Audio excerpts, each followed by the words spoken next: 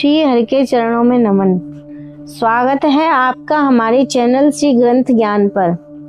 आज हम बात करने वाले हैं श्रीमद् भगवत गीता के एक ऐसे श्लोक की जो इंसान को बाहरी दुनिया के मोह से निकालकर आत्मिक शांति की ओर ले जाता है। आज की दुनिया में हर व्यक्ति किसी न किसी चीज के पीछे भाग रहा है। धन, सफलता, प्रसिद्धि, रिश्ते, सोशल मीडिया की तारीफ। लेकिन क्या इन चीजों से स्थायी सुख मिलता है? क्या इंसान कभी पूरी तरह संतुष्ट हो पाता है? इन्हीं सवालों का जवाब भगवान श्री कृष्ण इस श्लोक में देते हैं। तो आइए श्रीमद् भगवत गीता के अध्याय 3 के श्लोक 18 का अध्ययन करते हैं। न एव तस्य कृतेन अर्थ न अकृतेन इह कश्चन न च अस्य सर्वभूतेषु कश्चित् अर्थ व्यपाश्रय। इस श्लोक में भगवान श्री कृष्ण अर्जुन से कहते हैं कि तस्य इह न, उस महापुरुष का इस विश्व में न तो कृतेन कर्म करने से कंचन कोई अर्थ प्रयोजन रहता है और न अकृतेन न कर्मों के न करने से एवं कोई प्रयोजन नहीं रहता। च तथा सर्वभूतेषु संपूर्ण प्राणियों में भी अस्य इसका कच्चित किंचित मात्र भी अर्थ व्यापाश्रय न स्वार्थ का संबंध नहीं रहता। इस श्लोक में कर्म करने और न करने में ज्ञानी के प्रयोजन का अभाव के बारे में बताया गया है। तो भक्तों, यह श्लोक उस समय का है जब अर्जुन युद्ध भूमि में भ्रमित हो गए थे।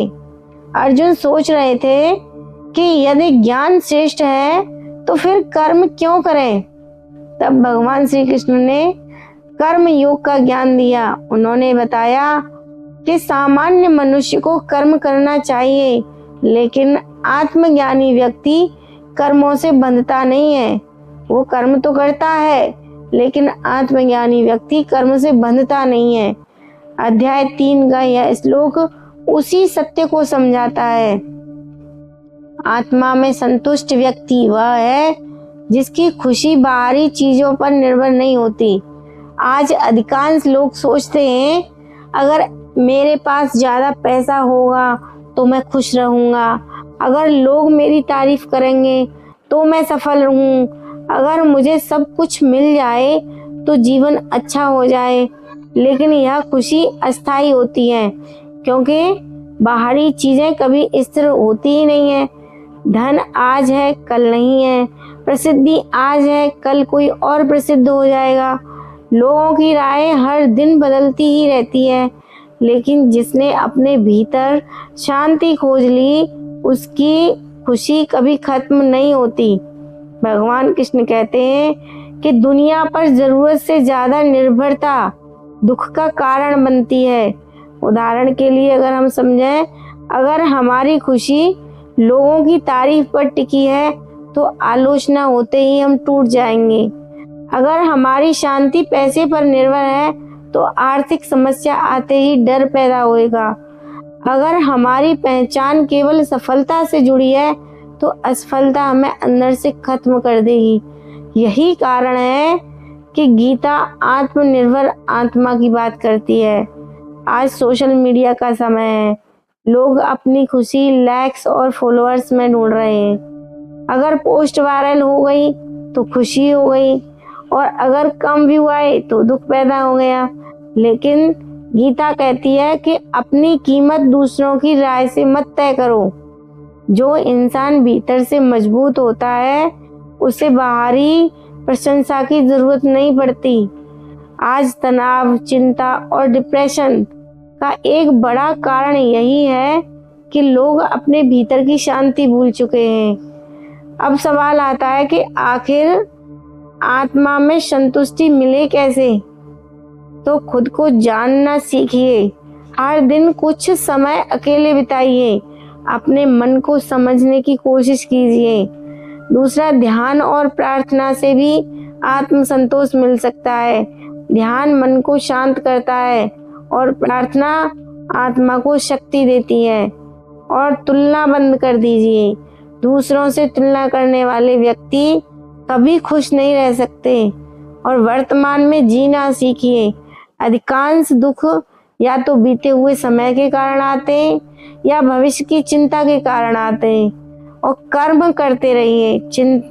गीता कर्म छोड़ने को नहीं कहती, वह केवल कर्मों में आसक्ति छोड़ने की बात करती है। मान लीजिए दो लोग हैं।